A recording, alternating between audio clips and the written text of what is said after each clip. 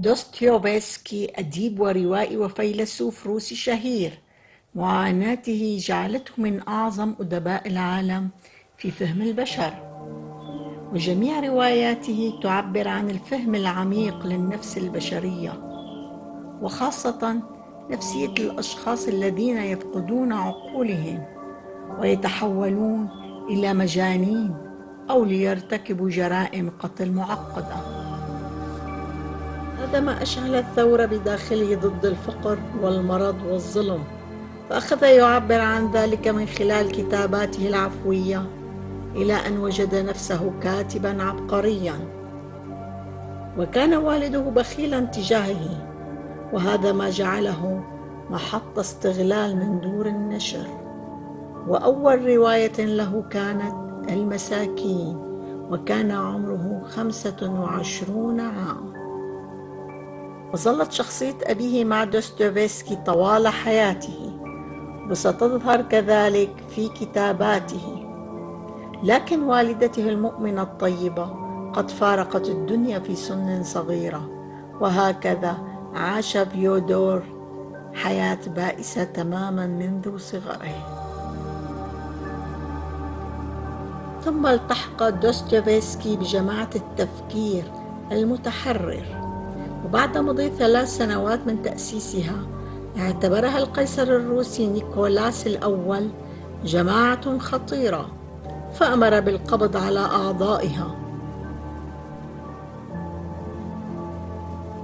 عندما كان في السجن مورست على دوستويفسكي العقوبات والضغوطات النفسية، ولقد كان السجان ينتعل خفا لكي لا يصدر صوتا، ويظن أنه وحده في السجن دون أن يتكلم معه أحد، تاركين الجنون يأكل عقله، حتى جاء القرار بإعدامه مع الجماعة.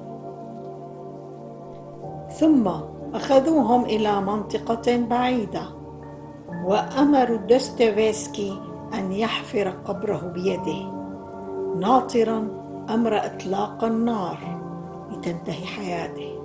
وحدثت معجزة، وجاء أحد العساكر بقرار عدم الإعدام، وبدلا من الإعدام تم نفيه إلى سيبيريا، وهناك ذاق الويلات، لأنه لا يوجد سوى المجرمون والقتلة.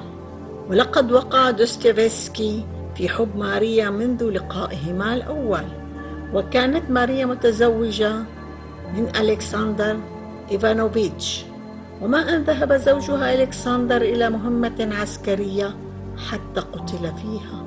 وهكذا انتقلت ماريا مع ابنها للعيش مع دوستويفسكي في ترتيب قدري عجيب. وهذه المعاناة جعلته من أعظم أدباء العالم في فهم البشر.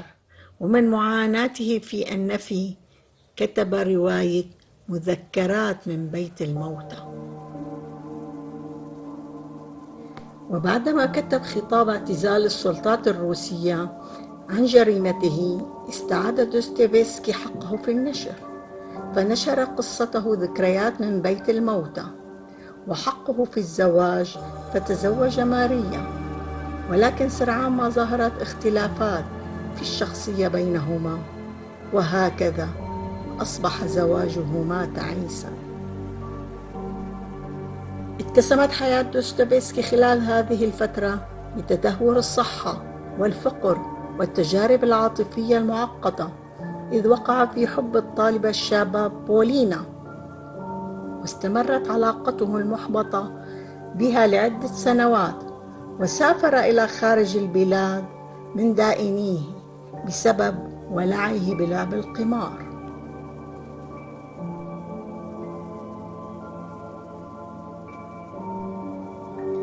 توفيت زوجة دوستويفسكي ماريا عام 1864، وتزوج بعدها في العام التالي من آنا، التي كانت امرأة عملية ومتزنة، على عكس زوجته الأولى وعلى عكس عشيقته أيضا.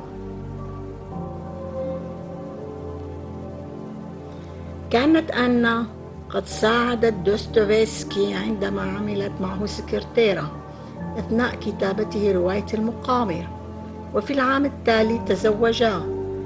كانت آنا تصغر دوستويفسكي ب25 عام، وقد اضطرت لبيع ممتلكاتها الشخصية الثمينة لتغطية ديون زوجها.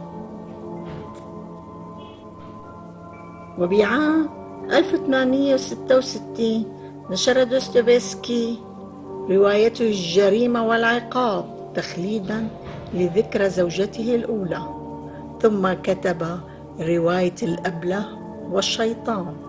أما رواية الإخوة كارامازوف كتبها بعام 1880، فهي أعظم روايات دوستويفسكي، فقد صنفها عالم النفس سيغموند فرويد باعتبارها واحدة من أعظم الإنجازات الفنية في كل العصور.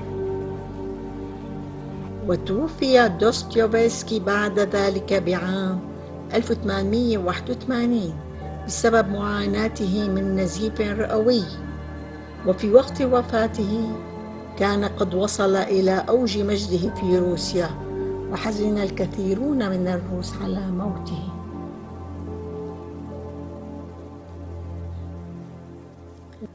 ونقش على قبره اقتباس من إنجيل يوحنا: الحق أقول لكم، ما لم تسقط حبة قمح في الأرض وتموت فإنها تبقى وحدها، ولكن إذا ماتت فإنها تؤتي ثمارا كثيرة.